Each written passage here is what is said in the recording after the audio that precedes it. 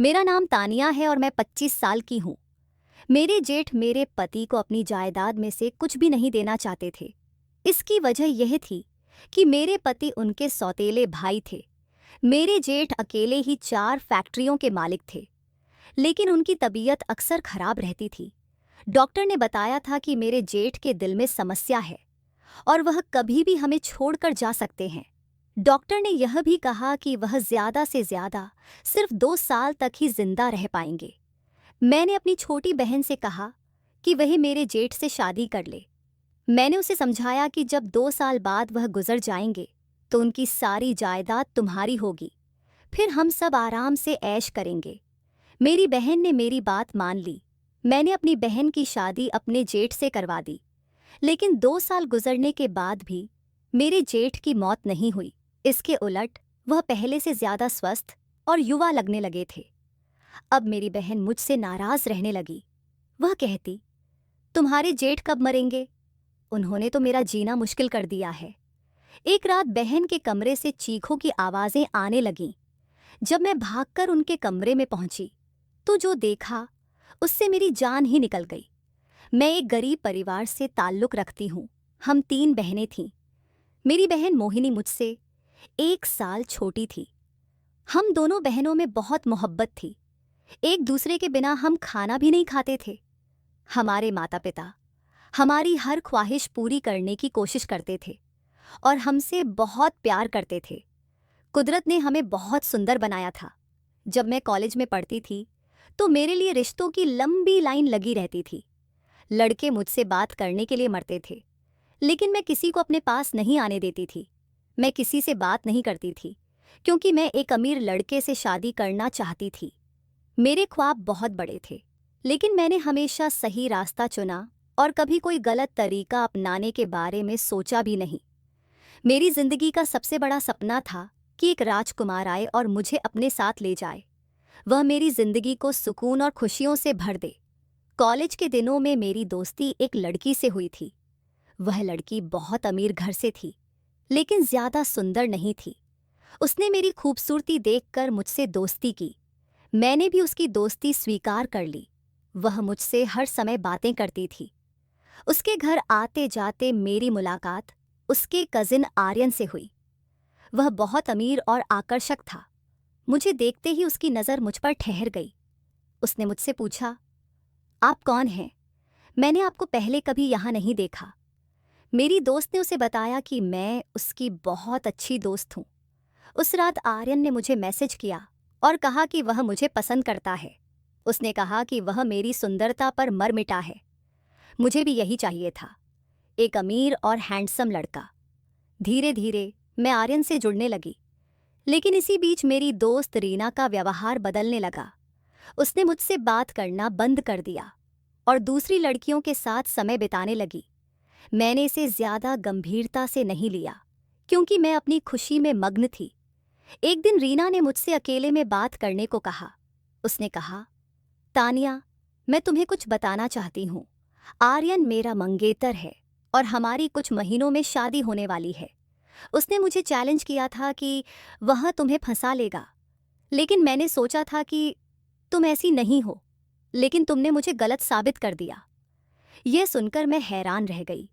आर्यन ने मुझे झूठे सपने दिखाए थे। रीना की बातों ने मेरी आंखें खोल दी। मुझे समझ आया कि अमीर बनने के लिए किसी का सहारा लेना गलत था। मैंने अपनी गलती मानी और फैसला किया कि अब मैं अपने दम पर अपनी जिंदगी बनाऊंगी। मुझे सच्ची खुशी तभी मिलेगी जब मैं खुद की मेहनत से अपने सपने पूरे करूंगी। मुझे लगा था कि तानिया, तुम दूसरों से अलग हो, लेकिन मेरे सारे दावे गलत साबित हुए। तुम भी आम लड़कियों जैसी निकली जो मर्द की थोड़ी सी तारीफ पर उनकी तरफ झुक जाती हैं। रीना अपनी बात कहकर चली गई, लेकिन मुझे गहरी सोच में डाल गई। अब हर कोई मुझे मजाक उड़ाता हुआ नजर आता था। ऐसा लगता था जैसे पूरी दुनिया मुझ पर हंस रही हो। घर आकर जब मैंने आर्यन को इन सब बातों के बारे में बताया तो पहले उसने झूठ बोलकर बचने की कोशिश की, लेकिन फिर उसने अपनी गलती मान ली। मैंने उसे बहुत खरी खोटी सुनाई और तुरंत उसे ब्लॉक कर दिया। इसके बाद मैंने उससे कभी बात नहीं की। यह मेरी जिंदगी का सबसे बुरा अनुभव था। लेकिन इससे मैंने एक बड़ा सबक सीखा। इसके बाद मैंने खुद को अपनी पढ़ाई में व्यस्त कर लिया। मुझे दुनिया की कोई परवाह नहीं थी। मैंने ग्रेजुएशन बहुत अच्छे नंबरों से पास किया। एक बार हमारे कॉलेज में बड़ा फंक्शन हुआ। वहाँ कई अमीर लोग गेस्ट के तौर पर आए। उनमें से एक थे राहिल, जो मुझे देखकर अपना दिल हार बैठे। उन्होंने कॉलेज के रिकॉर्ड से मेरा पता और फ़ोन नंबर निकाला। उसी रात मुझे उनकी कॉल आई। जब उन्होंने अपना परिचय दिया तो मैं हैरान रह गई, लेकिन जल्दी ही खुद को संभाल लिया। उन्होंने कहा कि वह मुझे पसंद करते हैं और मुझसे मोहब्बत का इजहार किया। लेकिन मैं एक खराब अनुभव से गुजर चुकी थी। मेरा दिल अभी भी उस सदमे से उबर नहीं पाया था। इसलिए मैंने उनकी बात का कोई जवाब नहीं दिया और फ़ोन बंद कर दिया। लेकिन वह पूरी रात मुझे कॉल और मैसेज करते रहे। अगले दिन उन्होंने मेरे घर रिश्ता भेज दिया। मेरे घर वाले हैरान थे कि इतने अमीर लोग हमारे घर कैसे आ गए। रिश्ते की बात हुई और कागजात के बाद शादी की तारीख भी तय हो गई। सब कुछ इतना अचानक हुआ कि मुझे यकीन ही नहीं हो रहा था। उस घर में सिर्फ मेरे होने वाले पति राहिल और मेरे जेठ रहते थे। मेरी जेठानी का देहांत हो चुका था और मेरी ननद विदेश में थी। शादी की सारी तैयारियां मैंने खुद की थीं। कभी अपनी बहन मोहिनी के साथ, कभी मम्मी के साथ और कभी उनके ड्राइवर के साथ जाकर मैंने अपनी पसंद की चीज़ें खरीदी। सब कुछ मेरी पसंद का था। आखिरकार मेरी शादी का दिन भी आ गया। मैं अपनी किस्मत पर बहुत खुश थी। मुझे ऐसा लग रहा था कि मेरी जिंदगी के सारे सपने पूरे हो गए हैं। अब मेरे पास सब कुछ था। मोहिनी जब भी घर आती तो मेरी हर चीज़ को देखकर कहती, दीदी तुम कितनी खुशकिस्मत हो। यह सुनकर मैं मुस्कुरा देती।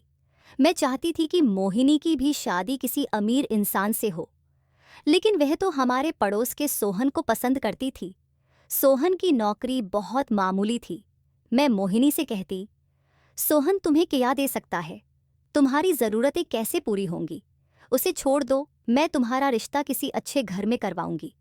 लेकिन मोहिनी हर बार मना कर देती। वह कहती, दीदी मोहब्बत और दिल की खुशी सबसे बड़ी होती है।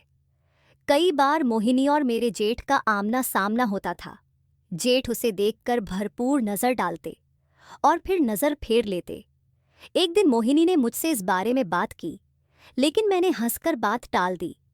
मेरे जेठ अपनी उम्र के हिसाब से बहुत फिट रहते थे। वह रोज़ जिम जाते, एक्सरसाइज करते और खान पान का ध्यान रखते। देखने में वह मेरे पति से ज़्यादा बड़े नहीं लगते थे।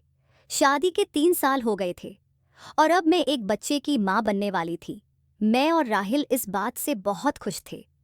तभी राहिल ने मुझे बताया कि मेरे जेठ के दिल की हालत खराब है। डॉक्टरों ने कहा है कि वह ज़्यादा समय तक नहीं जी पाएंगे। यह सुनकर मैं और राहिल दोनों बहुत दुखी हो गए। राहिल अपने भाई के लिए रोने लगे। जेठ जी हमेशा मेरा बहुत ख्याल रखते थे, इसलिए यह खबर मुझे भी बहुत बड़ी लगी। एक दिन मेरे जेठ ने वकील को बुलाकर अपनी वसीयत तैयार करवाई। उन्होंने कहा कि उनके मरने के बाद चारों फैक्ट्रियां गरीबों में बांटी जाएंगी। राहिल के हिस्से में सिर्फ यही बंगला रहेगा। ये सुनकर मैं और राहिल परेशान हो गए। मुझे लगा कि उनके मरने के बाद हमारे हालात खराब हो जाएंगे। तभी मेरे दिमाग में एक विचार आया। मैंने सोचा, क्यों ना मोहिनी की शादी जेठ जी से करवा दी जाए। मैंने राहिल को यह बात बताई। मैंने कहा, 2 साल बाद जब जेठ जी गुजर जाएंगे तो मोहिनी उनकी पत्नी होने के नाते सारी जायदाद की मालकिन बन जाएगी। फिर हम सब ऐश करेंगे। राहिल ने मेरी बात मानी, लेकिन मोहिनी ने इस पर कड़ी आपत्ति जताई। उसने कहा कि वह सोहन से सच्ची मोहब्बत करती है और उसी से शादी करेगी। मैंने मोहिनी को मनाने की हर मुमकिन कोशिश की। आखिरकार वह मेरी बात मान गई। मैंने माता पिता से भी बात की और उन्हें बड़ी मुश्किल से मना लिया। शादी हो गई और मोहिनी उस घर में आ गई। लेकिन 2 साल बीतने के बाद भी जेठ जी जीवित थे। वह पहले से ज्यादा स्वस्थ लगने लगे थे। मैं और मोहिनी दोनों ही बहुत परेशान थे। हर दिन हम गिन गिन कर बिता रहे थे, लेकिन जेठ जी तो एकदम तंदुरुस्त और स्वस्थ दिखते थे। घर पर रहते तो ज्यादातर वक्त मोहिनी के साथ बिताते और बाहर जाने पर मेरे बेटे को अपने साथ रख लेते। उनका अपने भतीजे से इतना गहरा लगाव देखकर हम भी हैरान थे। धीरे धीरे मोहिनी भी अपनी पुरानी उदासी से बाहर आती दिखने लगी। ऐसा लग रहा था जैसे वो अपनी जिंदगी की तरफ वापस लौट रही हो। लेकिन हमारे मन में हमेशा यही सवाल रहता था कि आखिर जेठ जी की बीमारी का सच क्या है। एक दिन मैंने मोहिनी से कहा, तुम्हें उनकी मेडिकल रिपोर्ट्स देखनी चाहिए, उनसे ही सच्चाई का पता चलेगा। मोहिनी ने उनकी फाइल ढूंढने की कोशिश की। एक बार उसे फाइल मिल भी गई, लेकिन तभी जेठ जी अचानक ऊपर आ गए। उन्होंने वो फाइल मोहिनी से ले ली और लॉकर में बंद कर दी। मोहिनी ने मुझसे कहा, दीदी वो मुझे कभी डॉक्टर के पास नहीं ले जाते, कुछ तो अजीब है।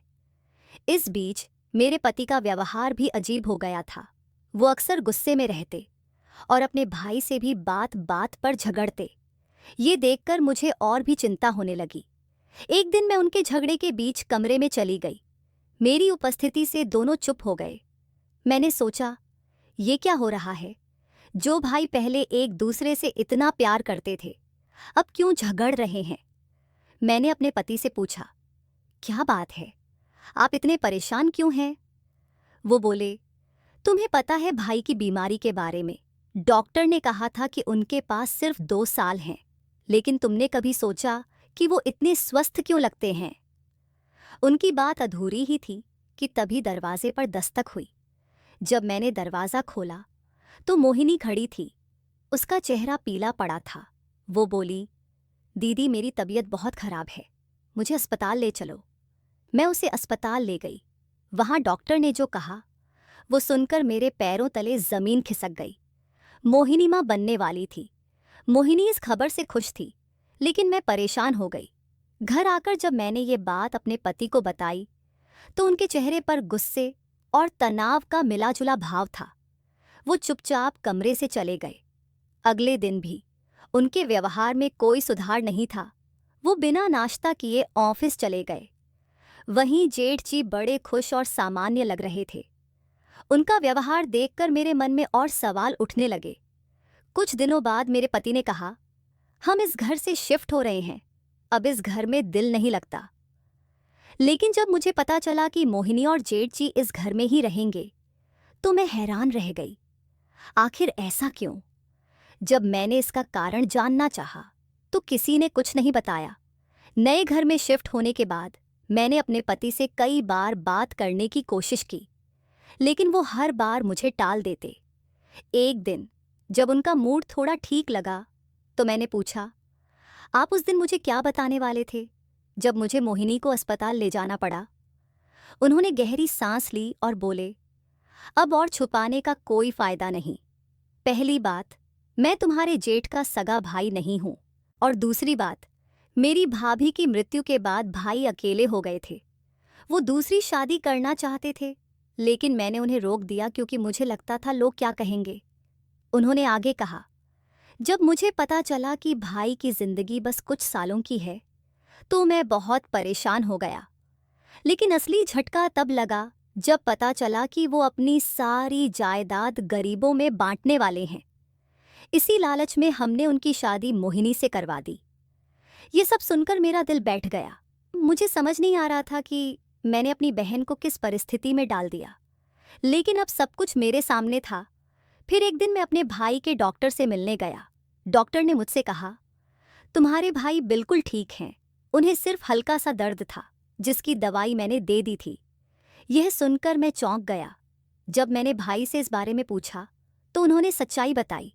भाई ने कहा, ये सब मैंने इसलिए कहा क्योंकि मैं दूसरी शादी करना चाहता था, इसलिए बीमारी का बहाना बनाया और सब कुछ प्लान कर लिया।